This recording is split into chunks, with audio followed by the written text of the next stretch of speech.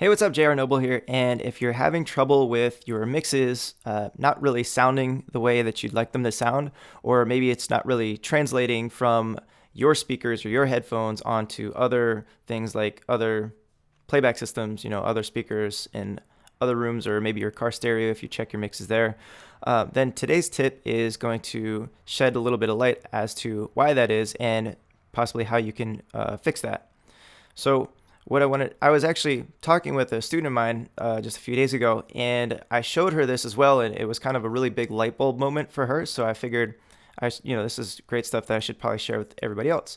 So what I want to share with you is, if you're listening to your mixes and you're making your mixes on headphones or speakers or whatever you're making your mixes on, it's really good to understand what frequencies your headphones or your speakers are able to reproduce and which frequencies they're not reproducing so well. And a good way to do that is actually to take a look at a frequency response chart. And so what I have pulled up here, if you look on your screen, you should be seeing Beats by Dre frequency response. I just Googled this really quickly. Normally what I like to do is I'll suggest this right here, Build-A-Graph, if you're looking for headphones information. Their page is down at the moment. But you can actually select from a wide range of headphones and it'll show you the frequency response chart. But what I've done here is you just hit Google, check the images, and you can start to see all these different frequency response charts. So if you're looking at something like Beats by Dre headphones, so we'll take a look at this frequency response chart right here. And what this is showing you is on the left you have decibels. All right, so sound pressure level decibels, so SPL. And then on the bottom, you have the frequency, so from 10 hertz all the way up to 20,000 hertz. And for the Beats by Dre, so if you look, Monster Beats by Dre, this light blue line right here, it shows you that around about 40 hertz, so 10, 20, 30, 40, about 40 hertz, you've got about 6 decibels boosted in that low end, and it stays up there for quite a while, and it doesn't really get back to zero until you get up around 500 or 600 hertz. So that's why a lot of headphones like that, like Beats by Dre and those things, like you can even see Skullcandy here, it's cranking at like almost 19 dBs at about 80 or 90 hertz. And what that means is that when you listen to those, it's boosting a lot of that low end.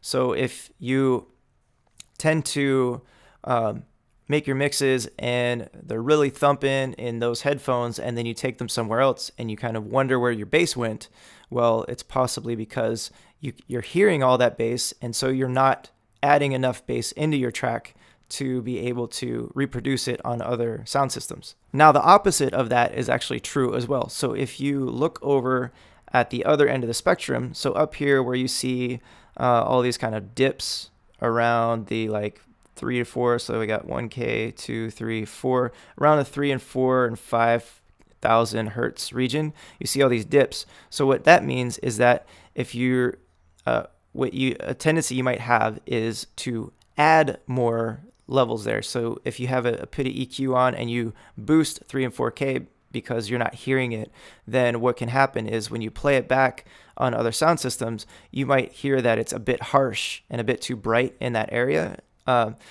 So understanding what it is that you're hearing and how it's affecting the choices you're making when you're trying to make these mixing decisions with your tracks, it can make a big difference, all right, in how you're making these. And it doesn't mean you have to go out and buy new headphones, but having something with a much more flat response tends to help with those choices that you're making.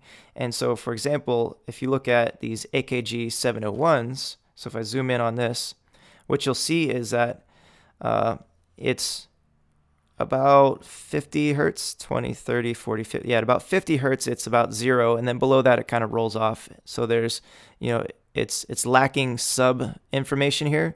So if you were using these headphones, then you might boost up a lot of the sub region because you might not be hearing it as much. But from about 50 hertz up to about 500 or 600, there's a small boost of about 3 dB, 3 decibels. So that means it's adding in a little bit of a boost here, but not too much, especially compared to something like Beats by Dre or Skullcandy or any one of those. And then it's relatively flat across until you get up to, what is this? 2, 3, 4, 5. So it's like 6, 7, 8K. There's a little bit of a boost. Okay, so and then after that it kind of rolls off. So it's taken away a lot of the high end after about 10K.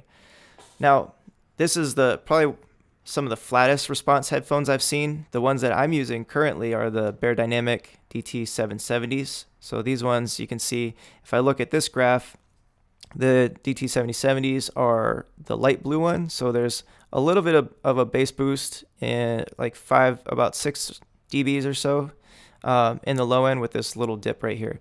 And so I have to take that into account when I'm using these headphones to mix and to produce my music with.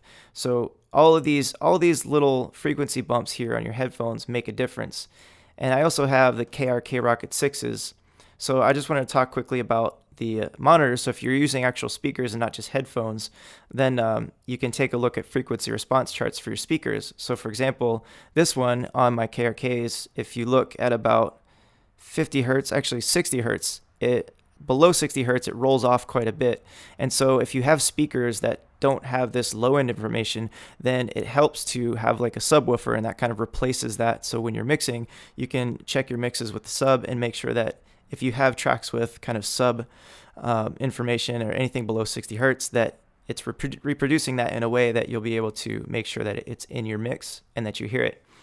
Because a lot of your choices, again, are based on what you're hearing. So if you're not hearing it, you'll tend to want to add more.